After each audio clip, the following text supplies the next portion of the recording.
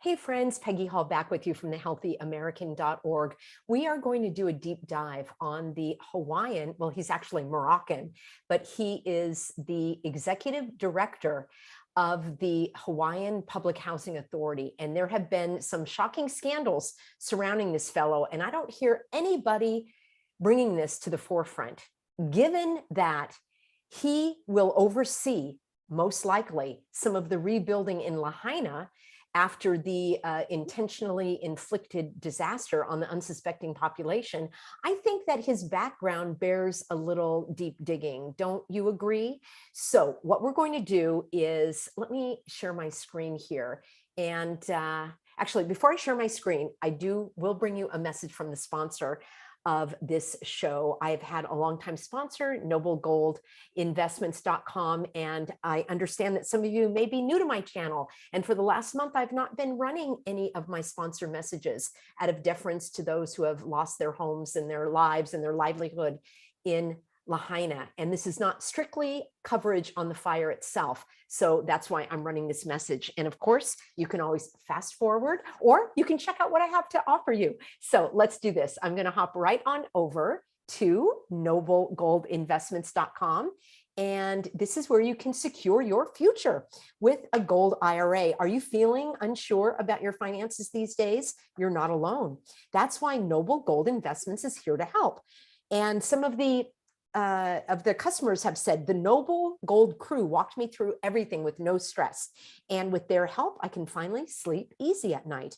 This month, you can get a free 5-ounce silver America the Beautiful coin if you qualify for an IRA. So you can invest in gold and silver with Noble Gold Investments, and you can go to noblegoldinvestments.com. It's the only gold company that I trust. You can also call them at 877-646-5347.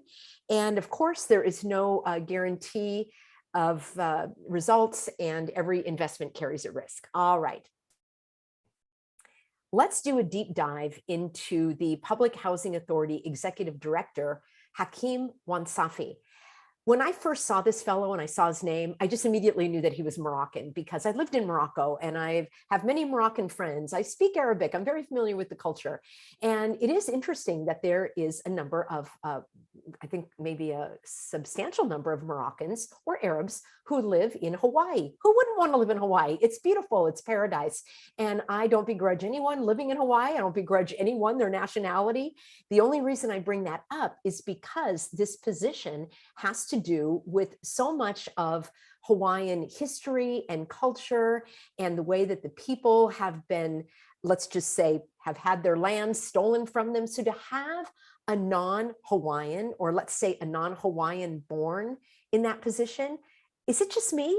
Or does that it just rubs me the wrong way? It's almost as if the history is being perpetuated of another outsider, and it doesn't have nothing to do with Morocco. It could be somebody from Montana or, Uzbekistan or what have you.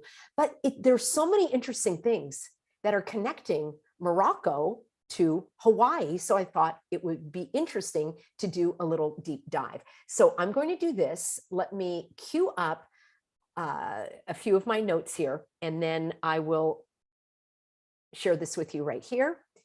And you've probably seen this man in some of the meetings, because when I showed you about a week ago, the illegal, illegitimate, lacking of authority emergency committee that was created by Josh Green Deal, the governor of Hawaii, to set the legislative process aside and to have a group of what they call stakeholders, which is not even remotely legal in terms of the legislative process, decide what was going to happen in Lahaina and in other areas of Hawaii as well. This fellow pictured in the scene. And I will be doing several videos about him because there's so much to cover. And it's very interesting from my point of view to see who these actors are, what roles they're playing, and why they've been put on the stage. And maybe, as some of you have said, the reason why they bring in an outsider is because he can more easily railroad things through. If he was really a Hawaiian, he might have a conscience and say, oh my gosh, I don't want to treat the Hawaiian people this way. So this is what he looks like. And then let's take a look at the actual This is it, the Hawaii Public Housing Authority. He is the executive director, and he's been the executive director since I think it was 2011. Now, what's interesting is, well, why don't we do this? Let me show you. I've got so many things cooked up for you here. What I want to do is, let's look at, okay, here he is, message from the executive director. So this is very interesting. Look at this image that he has, the Hawaii Public Housing Authority, fiscal year 2022 to 2023. I could not find anything more recent than this. This is a picture, right? This is an artist rendering. It's like, wow, this is gorgeous. Look at these pack 'em and stack 'ems. The rabbit hutches are looking really nice. People are on bicycles, of course. You're not going to have a car, but good thing that you can have a dog and a child. And there's the outdoor area. This looks beautiful. The spraying in the skies is there. So, of course, there's no clean air, but there's beautiful palm trees. And then you realize, oh, this isn't really a real picture. This is an artist rendering. Well, do you want to see a real picture of the public housing that he is in charge of? Let's take a look-see here, shall we? Oh, this is what it really looks like. This is one of them called Mayor Right Homes. Boy, did I do a deep dive on this. I watched over an hour-long video of a fellow that lived there, and I will bring that reporting to you coming up. But take a look at these pictures. They do not look like anything as to what we just saw. In fact, so many of these are being condemned. And you'll hear from an eyewitness, in fact, who says when they'll come into the public housing saying that they're inspecting it, but they're actually looking for drugs or maybe planting them. And there's all sorts of unsavory things that go on in these housing projects. That's basically it. So this is one of the famous ones, Mayor Wright's Housing. Now, let's go back to his little story here of what he submitted to the, I guess, to the legislature, and he's showing what he's been doing. This is the chairman of the board. So there is a board of directors that oversees the executive director. Interesting, who was on that board of directors was that Nanny Menderos, who recently resigned, and I don't know if she's still on the board of directors for 2023, but she did resign her position as the head of that unelected Build Beyond Barriers Housing Committee. So he is saying one of the best things that he did in 2022 is they opened the Kamoku Village in late 2021, an important expansion of our agency's role as an affordable housing provider. So the state of Hawaii gets federal money and state money. You also may know this as Section 8 housing, where the government helps people out who can't afford to live. And I think that's a great thing. I have nothing against people getting the support that they need. I hope that everyone finds a place to live. I am in no way deriding or demeaning the need for these kinds of programs at all, but I think that they should be managed better. So let's take a look here at the Kamoku Village. Well, I don't know about, tiny homes for the homeless. So this tiny village, the tiny home village is basically a bed, all right? You have shared bathrooms and you have a shared kitchen. So there's no private bathroom and there's no place to cook. And this is what they call the, they said that it was similar to the traditional villages. Well, I haven't been to a traditional Hawaiian village. Anybody that's a Hawaiian or lives in Hawaii or has seen a traditional village, is this what they look like?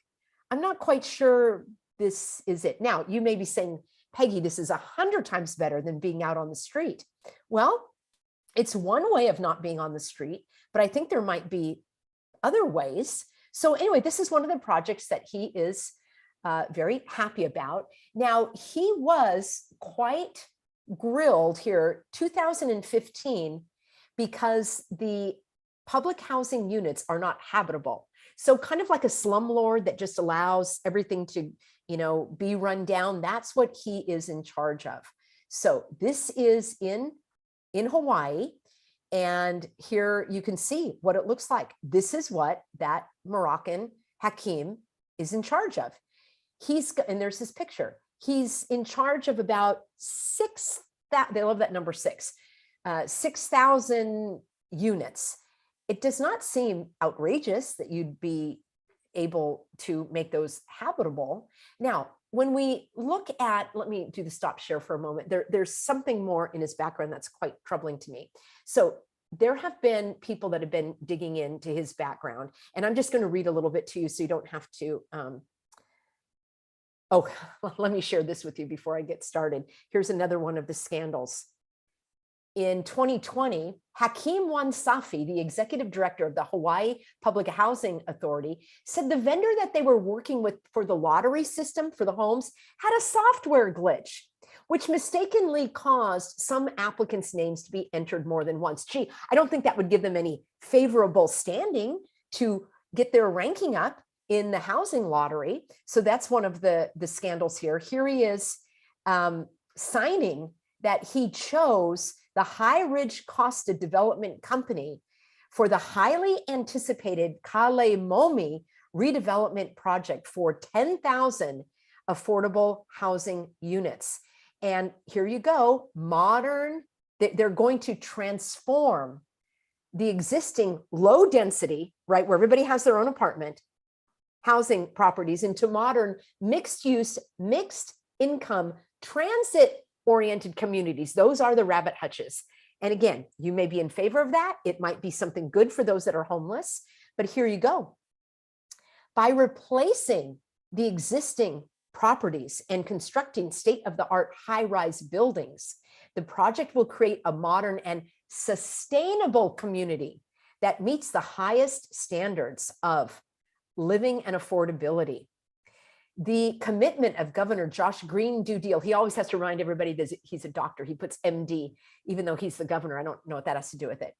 They're going to create a thriving and inclusive community for all residents. So this one here, the Kalemomi, let's see where, I don't see that on here, but this is where they are slated for another number of units. So here we go. The president and CEO of this developer, Mo Mohana, who is Egyptian. Now, I'm sure that there was no reason at all. Oh, this is going to be on the island of Hawaii, the Hawaii island, also known as the Big Island. I'm sure that just the fact that they are both Arab had nothing to do with that selection at all. I'm not making that conclusion, but maybe you might make it. All right, let me read to you a little bit more about this fellow and how controversial he is and a couple of the other very interesting connections. All right, they say that, okay, in fact, let's just see what Wikipedia has to say about him, because that's always an interesting place to start. All right, here we go. Well, here we have him. Yes. And this is where we're going to connect a few more of the scandalous clots here. There's not much on him, but it says that he is a volunteer chairman. All right, I think that's an important word, a volunteer chairman for the Muslim Association of Hawaii. He's also a volunteer board member for the Hawaiian chapter of the Federal Law Enforcement Foundation. All right, here's where it gets more interesting. I researched this Federal Law Enforcement Foundation, and we're going to go right on over here. And they are on the record to say that they've never heard of him. They don't know anybody by that name. Now, perhaps because he was a volunteer, he just gave himself, I don't know, said that he was a part of this, but he certainly is not in their board of directors or anything. So that was interesting to me, kind of passing himself off to be a part of this.